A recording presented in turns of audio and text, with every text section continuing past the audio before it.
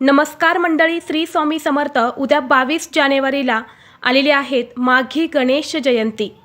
या दिवशी गणपती बाप्पांचा जन्म झाला होता, म्हणून हा दिवस बाप्पांचा जन्मदिवस म्हणून आपण साजरा करत असतो. या दिवशी गणपती बाप्पा हे स्वतः आपल्या भक्तांना आशीर्वाद देण्यासाठी पृथ्वीवरती येत असतात.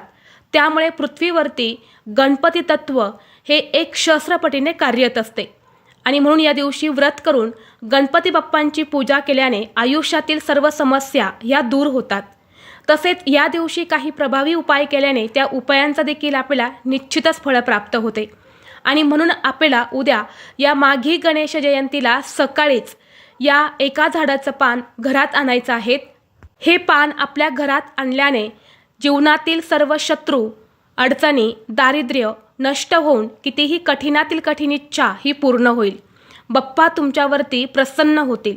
तर असे कोणत्या झाडाचं पान आणायचं आहे, हा उपाय कसा करायचा आहे, याबद्दलची संपूर्ण माहिती एका व्हिडिओद्वारे मी तुमच्यासोबत शेअर केलेली आहे. तो व्हिडिओ पाहण्यासाठी या व्हिडिओच्या खाली जो छोटा त्रिकोण दिसत आहे त्या त्रिकोणावरती तुम्ही क्लिक करा, म्हणजे योग्य ती माहिती तुमच्यापर्यंत येईल. धन्यवाद. श्री स्वामी समर्थ.